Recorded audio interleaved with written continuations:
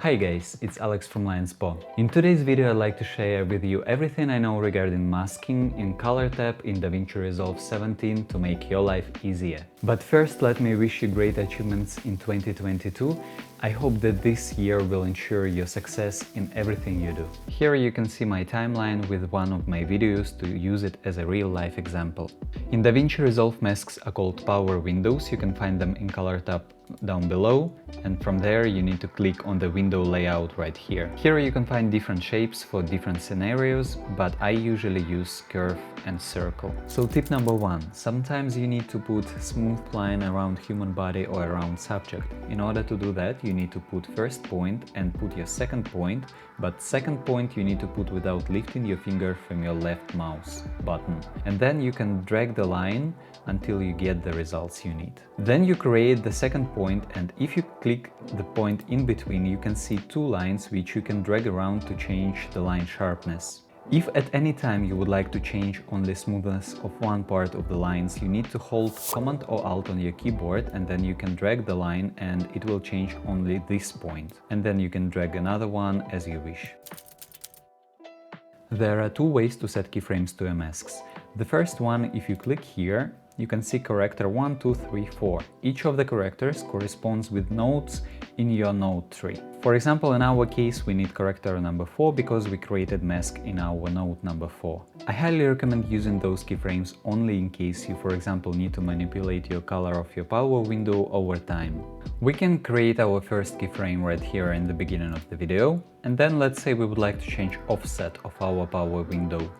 And then we can move a little bit further and change our offset back to normal. Or let's say we would like to change it to red. Then we can hit play and it will change color of power window when it hits the second keyframe. I do not highly recommend using this method to manipulate the position of your power window, as if later on you would like to change, let's say, softness, and you have a lot of keyframes, you would need to go frame by frame and manipulate softness manually on each keyframe, because any changes you made afterwards do not apply to all keyframes together. There is no way to do it in this method. Then how to set keyframes to your power window positions, you'll ask? Let me show you. For that we would need to place our mask, and then we need to go to tracker, which you can find right here.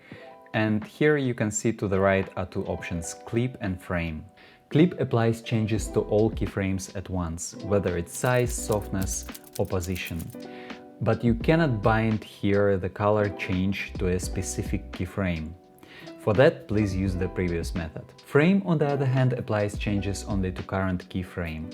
Therefore, it is very important to switch between clip and frame depending on your situation. Here we place our power window, then we change our tracker to full frame, and we can put our first keyframe. Then we move a little bit further in our clip and we move our power window, and as you can see, it created automatically another keyframe. And then we move a little bit further and we create the third one. After setting my keyframes, I'd like to change the softness of my mask. Then I go to window menu and here I type 5. Then, as you can see, if I move further, my softness changed back, as you can see here in my power window, that it goes back to 138. The problem with this is that I didn't change from frame to clip. Now, if I go to my tracker and I switch from frame to clip, then I can go back to window menu and set my softness to 5. And if I move further, you can see that my softness stay 5. There is another tip for you guys while we are talking about softness. It's hard to manipulate its value while you see all those lines of your power window. You can switch them off by clicking here and then switching them off. Then you can manipulate your softness as you wish, you can clearly see without any interference, and then you can switch your power window back on whenever you need it. If you would like to make a mask transition, or you would like to mask out something in your top clip to reveal something which is hidden in the bottom clip, then you need to put two clips on top of each other, go to your color tab, then right click on the empty space of your note tree, add alpha output. Next step will be to drag this blue square to the alpha output of your mask, and then you can see that it revealed everything that was underneath the top clip. And then you can play with softness of your mask, right like this, but make sure that you go to tracker and change it to clip instead of frame, otherwise what? Of course, you are right, you will apply your changes only to one keyframe. Davinci Resolve is very well known for its tracking capabilities. It's fast, precise and reliable. But there is one tip I'd like to share with you that might save you some time. First of all, let's put the mask and then go to our tracker. You can track your mask using these parameters: pan, tilt, zoom, rotate and 3D. Depending on your situation, you can switch off and on separate parameters. I, for example, often switch off 3D as I rarely use it.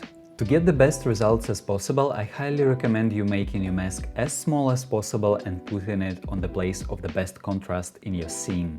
Let's, for example, track the face of our subject. If you make your mask too big, then during tracking, Davinci Resolve will include the points in the background to track the mask as well. Therefore, your mask won't be perfect and it can stay on place though the face of our subject has moved. That's why we need to make sure that we stay on clip and then make our mask as small as possible, put it on the place of the best contrast and click here, track forward and reverse, and let Davinci do its job. And here, as you can see, it did. Now that the tracking is finished, we again need to make sure that we are in clip mode, and then we can change the size of our mask depending on the situation. We can move it around without affecting any individual keyframe in our tracking data. We changed the size, we changed the position, and if we hit play, you can see that the mask stays according to tracking data from our smaller power window. If at any point there was any problem with tracking, and let's say that in the beginning it was okay, in the end it is okay, let's say the problem occurred from here to here, then you can select those frames and then you can find this 3-dot, click on it and then clear selected track data. As you can see, it deleted all the keyframes in between. You can again make sure and track forward. And this is it, guys. This is everything I know to make your life easier. I hope that you enjoyed this video, that it wasn't too long and it helped you somehow. If it did, please leave me a like, comment down below and consider subscribing to my channel, as well as I would really appreciate if you follow me on Instagram. In my next video, I'd like to share with you one thing that made a huge difference for my color grading in Davinci Resolve 17, so please stay tuned. And in Czech Republic we say naschledanou. This means goodbye. So naschledanou, see you in the next one.